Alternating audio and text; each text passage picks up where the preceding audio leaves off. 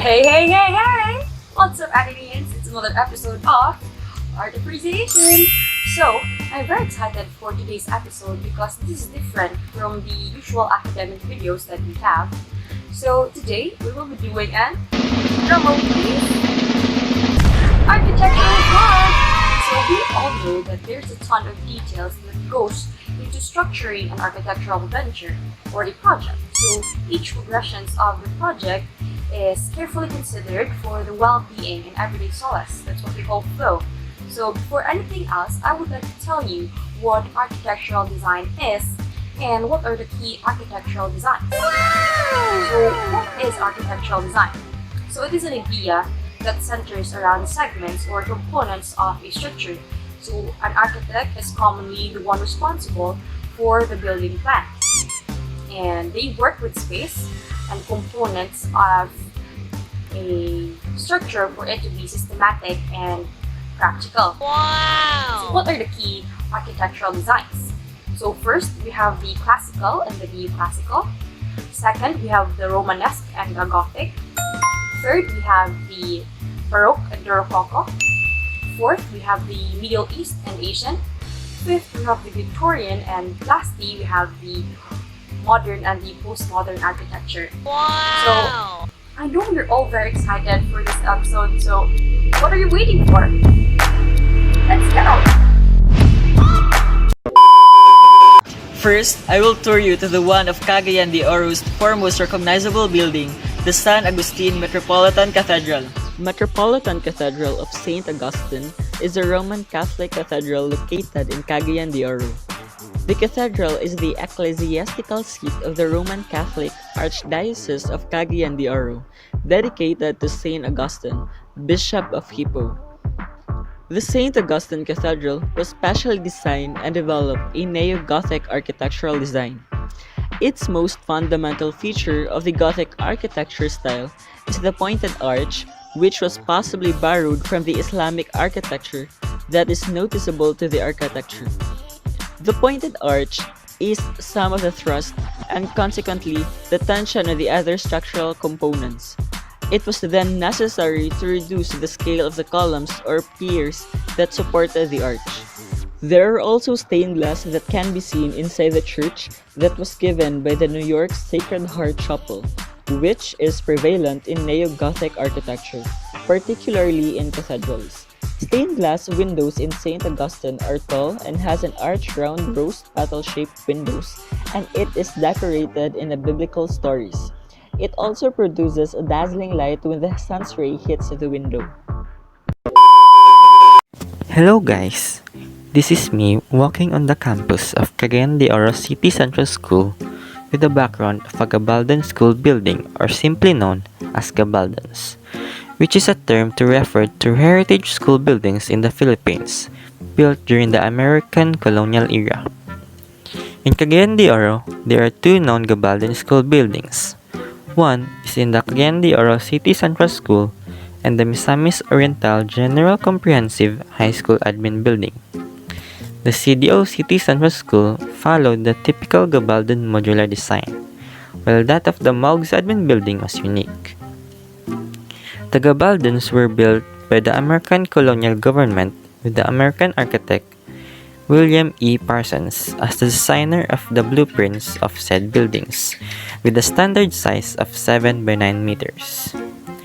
According to historians, the buildings are modern in design, while drawing elements from the Bahay Kubo and Bahay na Bato, which are common in most towns at that time. The Gabaldons are raised 1 to 2 meters on a platform made of wood or concrete. The buildings also exhibits large windows and high ceilings for ventilation and lighting purposes. That is all for Gabaldons as one of the Philippines' architecture. Thank you. Moving on. Hello! This will be our last destination for this short tour. So, for this structure, I will show you the characteristics of the mid-century under the modern architecture. So, welcome to our humble abode.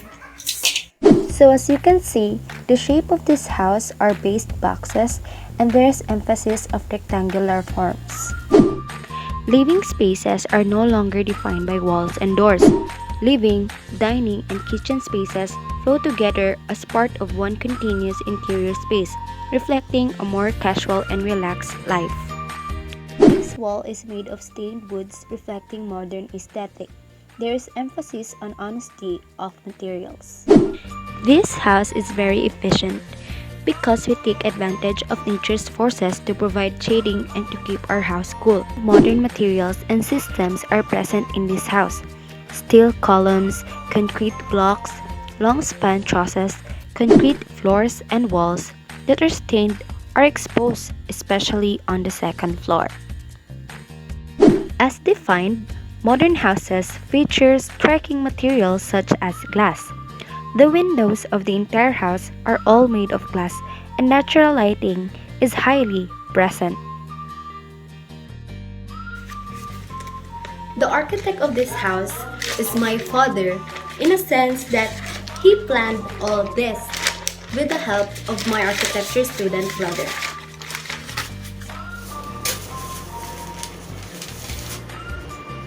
So, as we can observe, we can proudly say that we have a diverse architecture. We adapt from the architecture of the countries that colonize us, and the architects utilize the culture that is already present in our land. The Gabaldon was inspired by the Bahay Kubo and mixed with the stone house. The cathedral was influenced by the Gothic architecture from Spain, and the modern house was brought by the evolving world of architecture.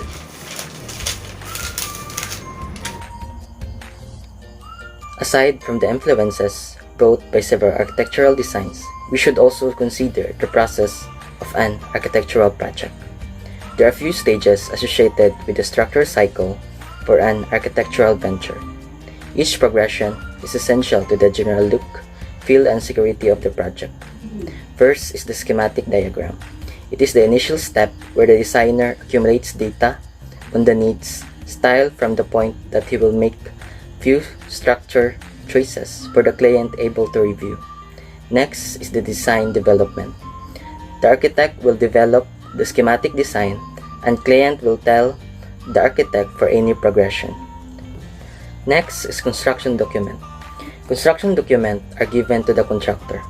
An architect will create drawings for the contractor to follow in building. Next is bidding. Bidding is the point at which the architect looks for the contractor for their project.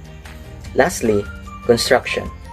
Construction starts once you have settled to the contractor and you have chosen the design concept that meets your need.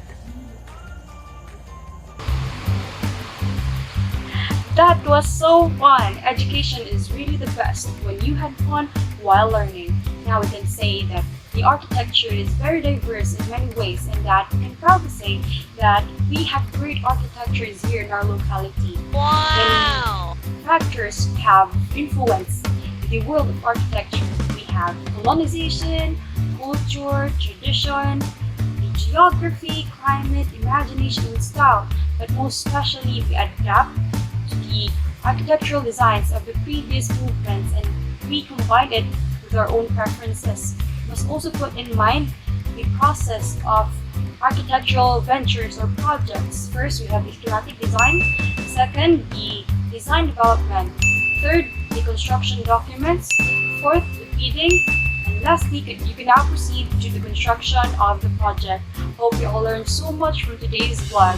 This has been my team and I am Karen Claire B. Ragas. Wow! Always remember to live our lives for the greater glory of God.